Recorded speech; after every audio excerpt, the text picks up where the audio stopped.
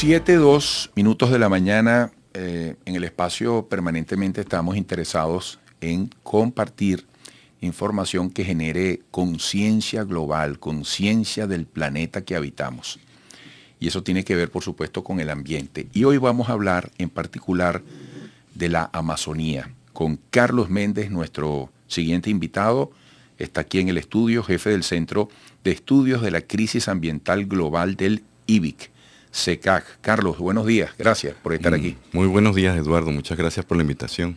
Mira, me dices que el IBIC está por cumplir 67 años. Sí. Qué maravilla. Estamos ¿no? de aniversario la semana que viene.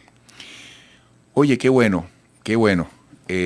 Vamos a estar pendientes, equipo, para hacer algo sobre el IBIC, sobre el aniversario.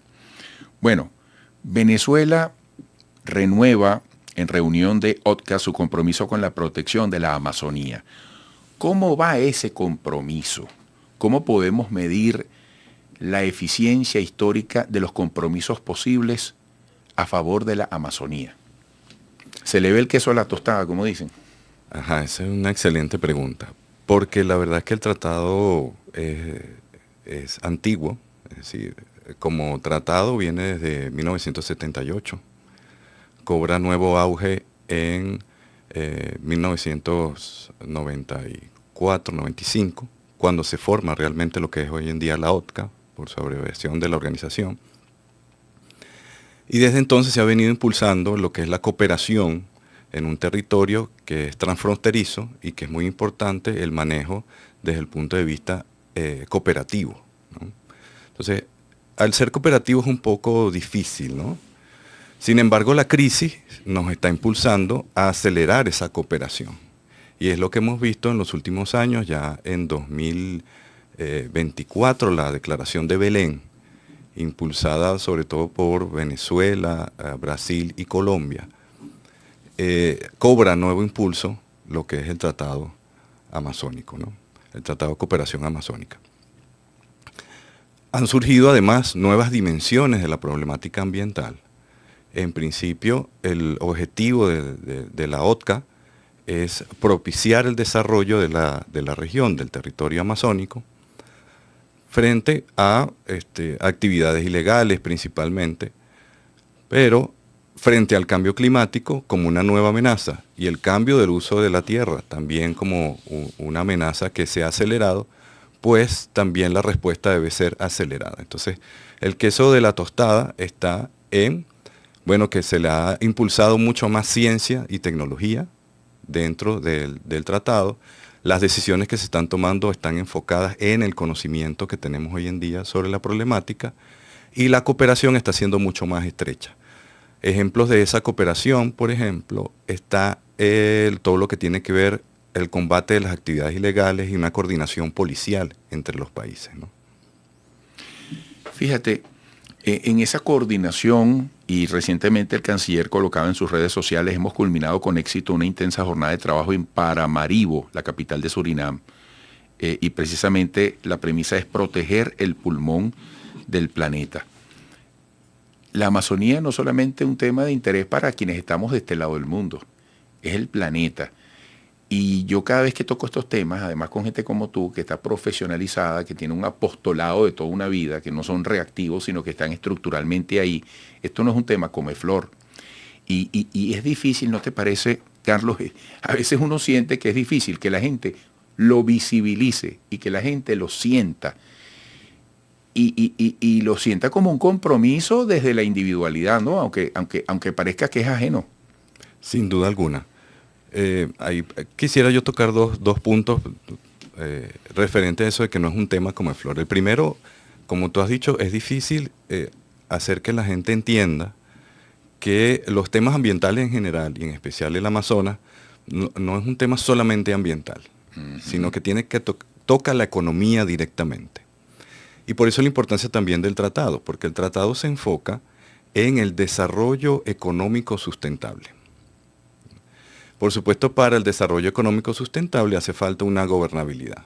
Y como decía antes, en este caso no es sencillo, porque no estamos hablando de la gobernabilidad o la gobernanza de un país, sino que estamos hablando de la gobernanza de un territorio que es compartido entre 8 naciones. Entonces ahí es donde la cosa se vuelve un poco difícil, porque conocemos además las tendencias políticas que a veces son unas, en otras ocasiones no son siempre otras. coinciden. No siempre coinciden los países en su tendencia política además. Entonces ahí pueden generarse ciertos roces. Entonces el segundo punto que quiero tocar, además de los temas ambientales y su relación con la economía, es su relación con la política. Y, por ejemplo, hay un hito muy importante de hace unos 20 años. La Amazonía siempre ha sido un tema importante para la política y para la ciencia. Y hubo, por ejemplo, una iniciativa de países no amazónicos en tener un sistema de gobernanza sobre la Amazonía. Eso ya pasó, se argumentaba cierta incapacidad en los gobiernos que tienen el territorio amazónico para, de alguna manera, establecer directrices políticas y gobernanza desde afuera de esos países.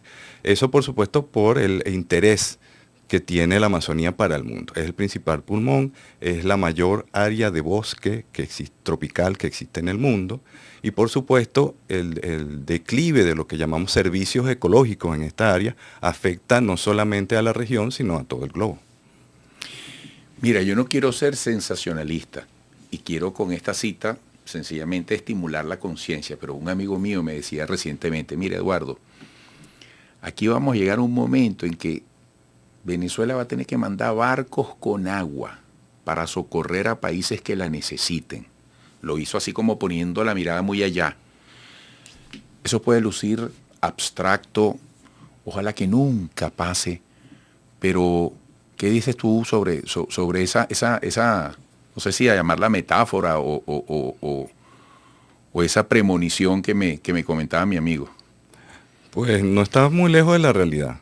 La crisis, uno de los principales afectados de la crisis ambiental global es precisamente el agua.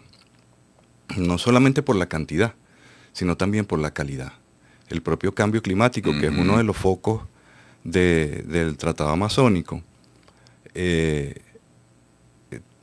afecta no solamente la cantidad, sino también la calidad. Es decir, estamos teniendo cada día agua con más sedimentos, agua con químicos que hacen poco potable el agua, y eso nos va a colocar en un problema.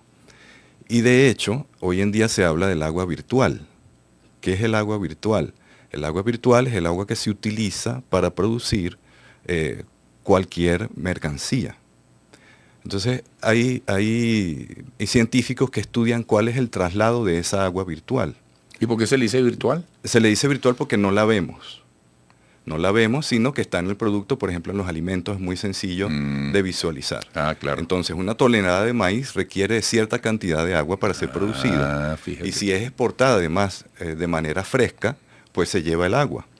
Entonces, uno de los mayores flujos que hay de la región, por ejemplo, hacia Europa y hacia otros países de agua virtual, tiene que ver con los alimentos. Por ejemplo, la soya brasileña. La cantidad de agua que se emplea, y también en el caso de Argentina, la cantidad de agua que se emplea y se exporta a través de la soya en la región es sumamente importante.